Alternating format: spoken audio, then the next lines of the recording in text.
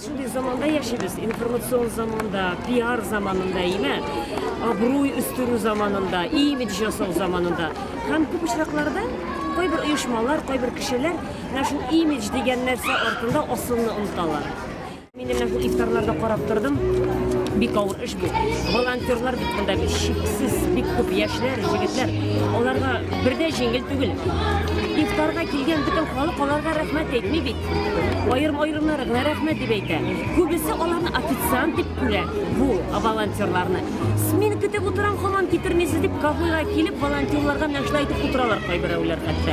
Hatto volontyorlar bilan so'rashganda da so'radim, siz nendey hislar kechirasiz? Qo'y bir xalq kela adabda yetib bitmay bizda. Paketlar nat o'tiralar. Xalq hali namoz o'qiydi. Namoz o'qimagan, uroza tutmaganlar endi shaturga kirib, endi rizqlarini ola boshlaylar. Urazadan so'ng, namozdan so'ng kelgan xalq kela endi ustalda endi rizqlarda yetmay turgan bo'la qo'y bir ishaqlarda. Volontyorlarni o'zim ko'rganim bor. Xalqni o'shatqash, o'zlarini rizq qolmayshi, idanga bir pishmoqqa o'tirib, suxamiyat konda shay shular ittamtimlar bilan narsadir tomoq bo'lganlari. Me'yordan so'raganda sizga nima ishik bu? Qo'y vaqt ko'ngilga tiya, qo'y vaqt ov so'zlarda aytadilar bizga deylar. No biz baribir kelamiz.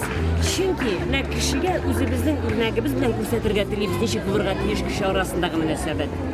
Chetda masalan bizning chetdagi tatar jurnalistlarida o'ylar diniy nazorati yordamga ko'chgan ekanlar. Hamon butun mag'lubiyat chorasini yordamdan ko'rsatasiz deylar. Buni biz endi anlatırga tirishamiz. Chunki ko'p choralar bunda o'tadi. Siz mana taga baysizroq kishi bo'laroq da shulay suratlasangiz-da. Mana shundan da diniy turmush o'sha yordam tirasida aylanimi ko'proq. Allayni boshqa masjidlarda da bormi? Diniy turmush u bek ko'p qiril albatta, deyman. Men o'zim bu Ramazonda bir niyatladim bit masjidlarga yurib chiqam deb. Butun masjidlarni ko'rgan bo'lmadi mumkinchilik albatta. Lekin shoqqa masjidlarni yurib chiqdim. Hem ko'rdim, masjidlarimiz shunday o'zishalikli, xalq ko'p. Har bir masjidning o'z yuzi bor albatta. Yordamning da o'z yuzi bor. Ham ularning yuzi bek jiddiy ham bek kuchli.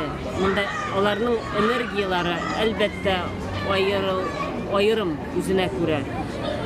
Ya'ni iltigi PR ishlav ishingina deb ko'rinmaydi. Yo'q shu.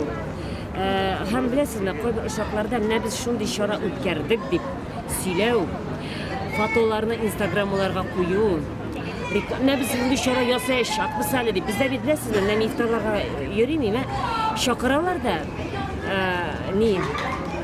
faqirlardan, oilalardan shunday o'g'ri bolalar bilan oynisin, bolasin Muatur edip kiyingan xalq üsteller tirasında iftar oşab o'tiraymi. Bu miskin balani chaqirib anisi bilan ele olamag'na kiyingan. Ne biz shunday proyekt boshlaymiz deb konvertni ko'tarib, oshab shaynab o'tirgan xalq orasida bularga ketirib tuttiralar endiymi. Xalq o deb qarab o'tirar endi. Bu musulmoncha tugul, yordam etasin ekan. Yani o'ng qo'ling ishlaganni so'l qo'ling ko'rga tish tugul degan. İmam Riza bo'lganimi? Muhammad payg'ambarimizning naslidan endiymi?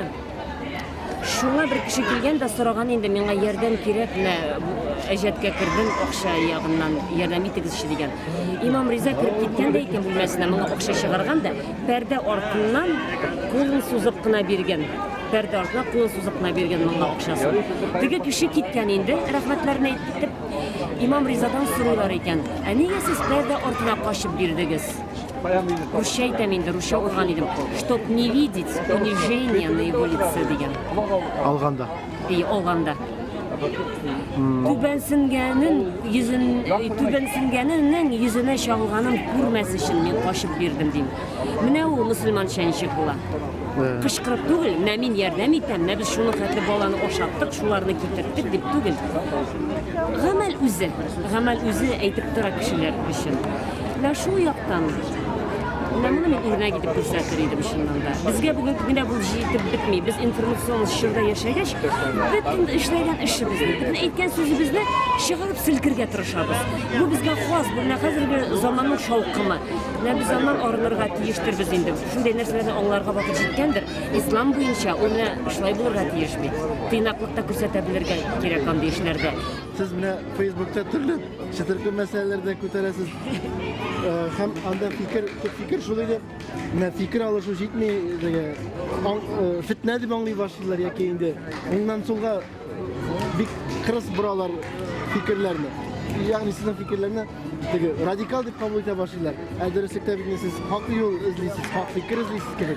Bilasizmi, men narsadan faqat men bizning merosimizni o'rgandim, shakti uzoq o'rgandim.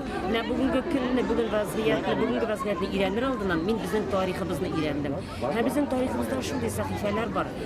O'rnak olurlar. 20-asr boshlansak, Tatar matbuot charalarında bizning ziyolilarimiz bütün diniy masalalarni, bütün madaniy masalalarni o'rtaga solib, bir qoshiq сөйләшкәннәр.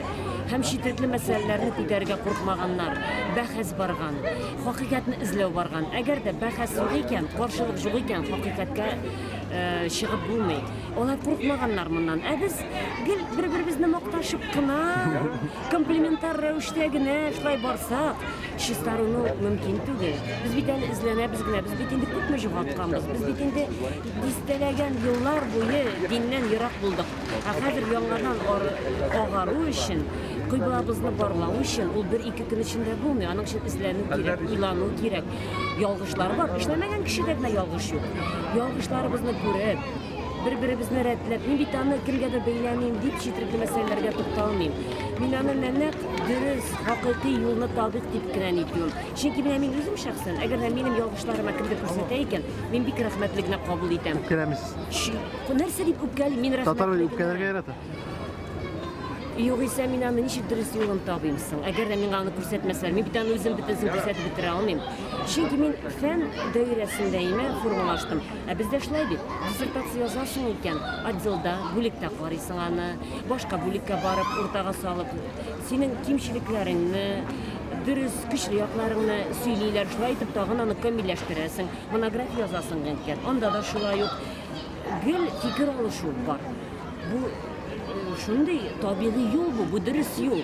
Biz o yo'lni azgina unutganmiz, biz bu metodikani yo'qotganmiz. Biz anga tag'in kelib qaytarga tiyishmiz. Chunki boshqa fikr olishmishi, qarshiliklardan yo'l tobu, dürüst yo'l tobu boshqacha yo'q. Agarda o'zing desing ekan, nima, komillashuvga erishing desing ekan, o'zining komfort doirasidan chiqirga qo'rqmasqa kerak. Chunki bizning komfort doirasi o'tar. Shuaygina. Lekin agar da bizga nendida taraqqiy o'sish kerak ekan, biz ondan shitga chiqirga tiyish. Shitga chiqamiz ekan, demak yolg'ishda bor. Kelib de baruvi mumkin kimingda bo'lsa-da, bizda shundan qo'rqmishi, расширять zonu komforta deyar endi. Din ülkesinde de şulay. Din ülkesinde, fen ülkesinde, milliyet ülkesinde, medeniyet ülkesinde, jir sanatı ülkesinde, tiyatr mı bu? Sınırlı sanatını. Bu bütün ülkelerde biz şu tanqidni qabul edip, çünkü tanqid o bizning şu komfort dairesinden azda shitkarak chiqib, zo'rayirga yordam etadi, kuchli bo'lishga yordam etadi. Biz kuchligina bo'lamiz, zo'rayib.